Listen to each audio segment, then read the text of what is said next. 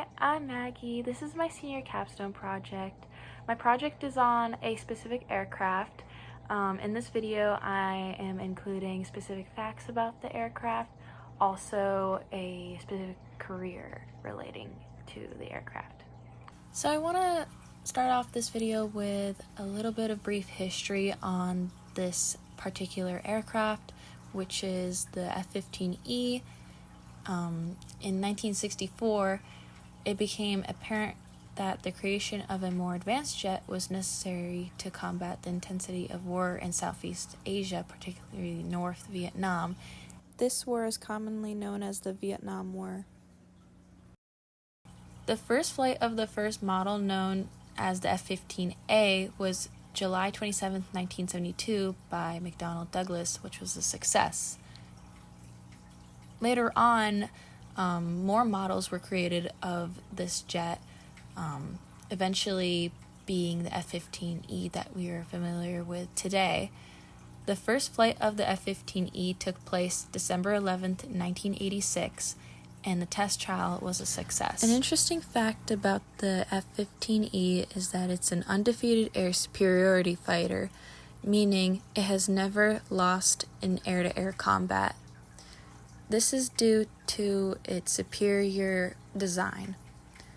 And one of the contributing factors of the design that makes this jet so unique is that it's powered by two Pratt & Whitney engines that generate a thrust power of 58,000 collectively and increases with the afterburner. This thrust improves takeoff speed and crisp maneuver when in the air, which aids in combat. Because of the power of these engines, this jet can travel the height of Mount Everest in a little over 60 seconds and has a max altitude of 60,000 feet, although it's been reported that it has gone farther than that. The jet also has two low-drag conformal fuel tanks that can carry 750 gallons in each tank. When it comes to air-to-air combat, this jet is equipped with many missiles and other weapons.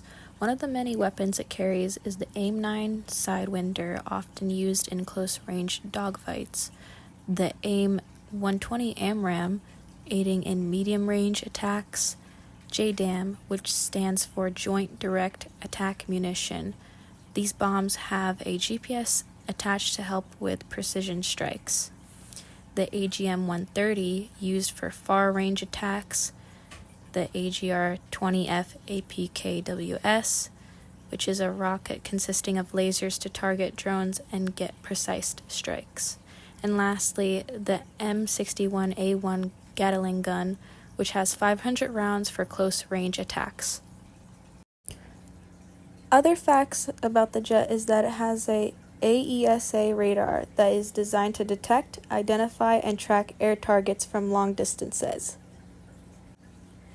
When it comes to operating the jet, the two important people that are responsible for this is the weapons system officer and the pilot. In the cockpit of the jet, there are two seats where the pilot and the weapons systems officer sit. The pilot's job is to maneuver the plane while the officer eliminates ground targets. Where the pilot sits, there is an HOTAS system that allows for easier access to buttons on the control stick, so the pilot does not have to remove their hands off the control stick or throttle. The same seats that the pilot and weapons system officer sit in, they have an ejection system that contains an explosive device under the seat with a parachute that allows for quick escape with a parachute that they could deploy. Other unique facts about the jet is that it's 63.8 feet in length, 18.5 feet in height, and has a wingspan of 42.8 feet, and has a max takeoff weight of 81,000 pounds. Earlier into the video, I mentioned that this jet in particular is a jet that never got shot down in air-to-air combat, and one of the reasons why is because of the wings. The stabilizers in wings. Because they're designed efficiently, this aircraft can land safely even with one wing being damaged or completely blown off. Another unique fact is this jet is the only known jet in history to successfully target and destroy a satellite in space with a missile. This jet in particular has made phenomenal history, but without the people who operate and maintain this jet, those things wouldn't be possible. So I would like to talk about one of the careers that is important to operating this fighter jet. The specific career I want to talk about is the job of a crew chief. This is one of the jobs you could get when working in the aviation field in the Air Force. It consists of doing maintenance on all parts of the jet to make it safe to fly.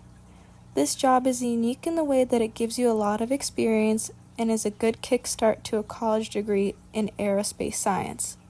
It also puts you on the path of getting an A&P license that allows an individual to work on commercial planes.